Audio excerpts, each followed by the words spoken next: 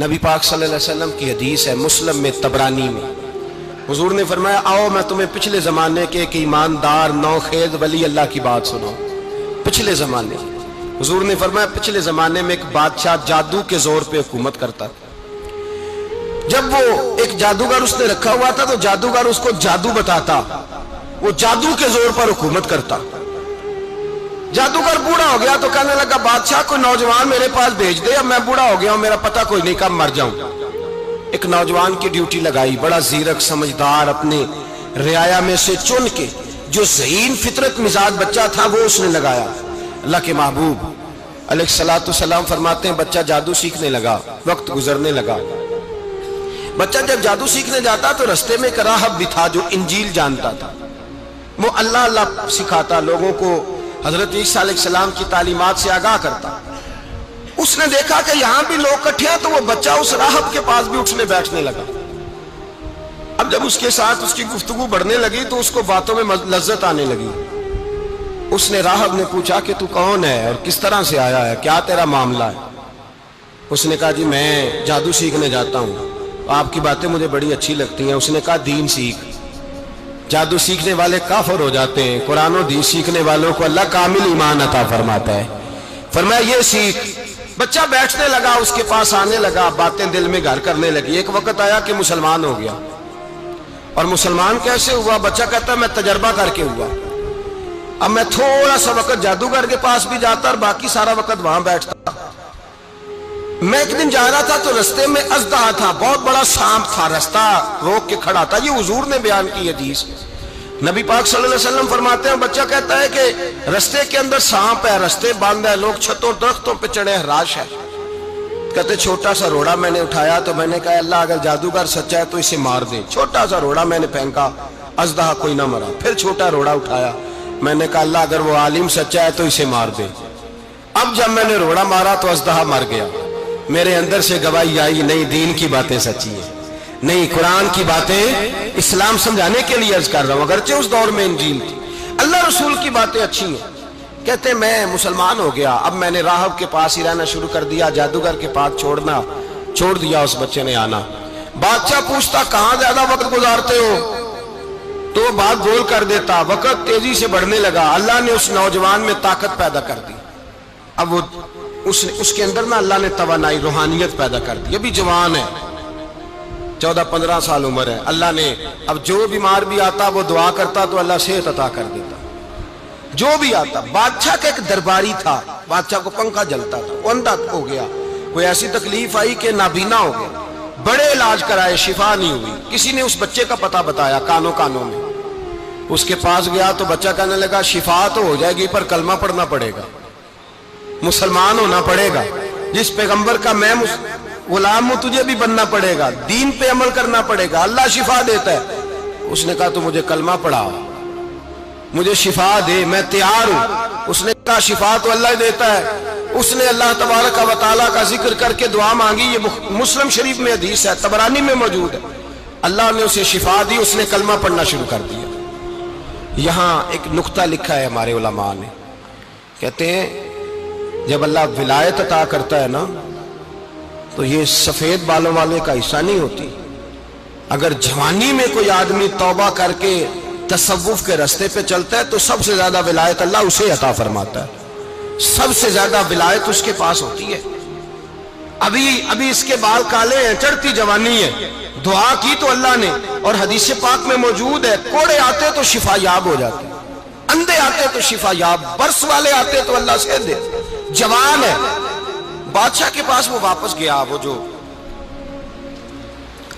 آدمی جس کی آنکھیں ٹھیک ہوئی تھی۔ بادشاہ نے پوچھا کہ کیسے شفا ملی؟ تو کہنے لگا میرے رب نے شفا دی ہے۔ بادشاہ سجدے کراتا تھا، اپنے آپ کو منواتا تھا، معاذ اللہ، کہنے لگا میرے علاوہ کون رب ہے؟ اس نے کہا وہی رب ہے جس نے تجھے پیدا کیا ہے، اور وہی رب ہے جس نے مجھے اندھے کو آنکھیں دی ہیں، وہی ہے میرا مالک۔ کہا اچھا تو مجھے نہیں مانتا؟ کہا نہیں میں اپنے رب کو مانتا ہوں۔ بادشاہ نے اسے سزا دی، ستایا، اس نے بچے کا پتہ بتایا، پھر بچے کو بلا کے ستایا تو اس راہب کا پتہ بتایا، راہب بھی قتل ہو گیا، نابینا بھی قتل ہو گیا۔ بادشاہ نے کہا سپاہیوں سے اس بچے کو لے جاؤ اور پہاڑ کی چوٹی پہ جا کے نیچے پھینکو تاکہ مر جائے۔ बच्चा पहाड़ की चोटी पे गया तो हाथ उठा के कहने लगा, या अल्लाह मेरे लिए नहीं अपने लिए, मेरे लिए नहीं अपने लिए इन्हें अपनी कुदरत के जलवे दिखा। मेरे लिए नहीं, अल्लाह के बंदे अपनी जान बचाने की दुआएं नहीं मांगते, अपने लिए इन्हें अपनी कुदरत के जलवे दिखा। ये दुआ मांगी, जितने लोग साथ आए थे वो सारे जमीन पे गिरे और सब मर गए, पहाड़ से गिर के मर गए। बच्चा वापस सीधा बादशाह के पास कहने लगा, लो भाई मेरे रब ने मुझे बचा लिया है। जवान का ईमान देखो, मेरे रब ने मुझे, बोलो मेरे अल्लाह ने मुझे ईमान की गवाही दे रहा है, मैं बच गया हूं, तू झूठा है, मेरा रब सच्चा है। उसने कहा ले जाओ इसको दरिया में, कश्ती में बिठाओ, बीच दरिया के जाके धक्का दे दो। बैठे कश्ती में, दरिया के बीच गए और जब जाके वहां उसको धक्का देने लगे तो उसने कहा, अल्लाह मेरे लिए नहीं अपने लिए इन्हें अपनी कुदरत के जलवे दिखा। बस एक तूफान सा आया, जितने सिपाही साथ आए थे डूब के मर गए। वो बच्चा उठा और सीधा फिर बादशाह के पास, उसी के पास कहने लगा, लो भाई मेरे रब ने मुझे बचा लिया है, तेरे पास आया हूं। वो कहने लगा, तू क्या मुसीबत मेरे गले पड़ गई है, कैसे जान छूटेगी? तो बच्चा कहने लगा, अगर तू मुझे बांधे दरख्त के साथ और सारे मुल्क को बुलाए, लोगों को इकट्ठा करे, फिर तू मुझे तीर मारना, मैं तुझे बताऊंगा कैसे मारना है, मैं मर जाऊंगा। अल्लाह का बंदा नौजवान, ईमान देखो, मरने के तरीके बता रहा है, मैं तुझे बताऊंगा मैं कैसे मरूंगा। ये बात कही, बादशाह ने सारा मजमा जमा किया, मुल्क सारा बाहर आ गया, दरख्त के साथ बांध दिया। कहने लगा, भाई लोगों ये मुझे मारना चाहता था, मार नहीं सका, अब मैं इसे बताने लगा हूं कि मैं कैसे मरूंगा। इसे कहो जब तीर मारे तो साथ मेरे रब का नाम भी ले, मैं अपने रब के नाम पे जान दूंगा, ईमान की पुख्तगी में अल्लाह के नाम पर जान दूंगा। इसे कहो रब के नाम पे मारे, मर जाऊंगा। बादशाह ने अल्लाह कह के तीर मारा, पेशानी में लगा, बच्चे की रूह परवाज कर गई, जितना मजमा खड़ा था सारा कलमा पढ़ के मुसलमान हो गए, सारे मुसलमान हो गए, सारे। मेरे रसूल पाक सैयद आलम सल्लल्लाहु अलैहि वसल्लम ने नौजवानों को बताया, जब तुम्हारे अंदर ईमान की कुव्वत आएगी तो अल्लाह तुम्हारी मदद करेगा।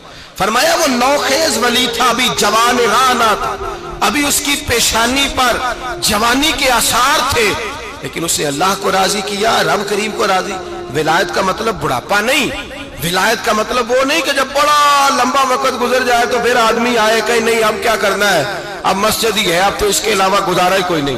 तो उस वक्त का आना अल्लाह की बारगाह में कबूल तो है, लेकिन शाबाशी उसी को मिलती है जो जवानी का वक्त आए, जो ऐन उस वक्त आए जो वक्त मेरे रसूल पाक अलैहिस्सलाम के गुलाम है अब्दुल्ला इब्ने उमर।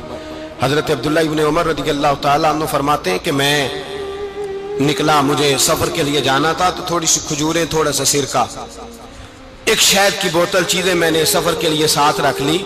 मैं जब मदीने से बाहर सहरा में निकला ना, तो रमजान नहीं था, गैर रमजान था। मैंने एक नौजवान को देखा बकरियां चरा रहा है, बकरियां चरा रहा है जवान। आप फरमाते हैं उसका चेहरा बड़ा नूरानियत वाला, गर्द पड़ी हुई पर बड़ा हसीन। फरमाते हैं मैंने उसको कहा कि आ जाओ खाना खा लो, रोजे भी नहीं थे। कहने लगा नहीं मैंने रोजा रखा हुआ है। फरमाते हैं मैंने कहा पता करूं कि निरा नेक ही है कि परहेजगार भी है। नेक वो होता है जो नमाज पढ़े रोजा रखे, परहेजगार वो होता है जो गुनाह से बचे, वो परहेजगार होता है। कहा पता करूं परहेजगार भी है कि नहीं। कहते मैं करीब गया तो मैंने जाकर उसको कहा भाई तेरी बकरियां बड़ी प्यारी हैं, मेरा दिल करता है कि बकरी मुझे दे दो। कहते वो जवान, गुर्बत भी, परेशानी भी, पर दामान तवक्कुल की ये खूबी है कि उस पर पेबंद लगे होते हैं, धब्बे नहीं होते। गुर्बत है, कहा जनाब एक बकरी दे दो। आने लगा जनाब बकरियां मेरी नहीं, बकरियों का मालिक कोई और है। कहते मैंने आजमाने के लिए कहा कि बकरियों के मालिक को कहना एक बकरी भेड़िया ले गया है, कह देना भेड़िया ले गया है।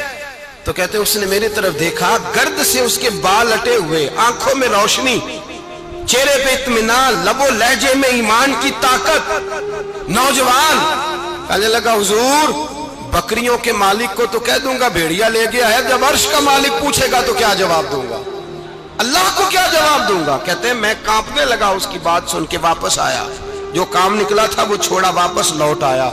मैंने पता किया किसका गुलाम है, पता चला फला आदमी का है। कहते मैंने पहले गुलाम खरीदा, फिर पता किया तेरे पास बकरियां कितनी है, उसने कहा 400। कहते मैंने मालिक से सारी बकरियां खरीदी, फिर गुलाम को बुलाया, फिर वो बकरियां तोहफे में दी, तोहफे में। کہنے لگا حضور یہ سارا کچھ مجھے کیسے ملا؟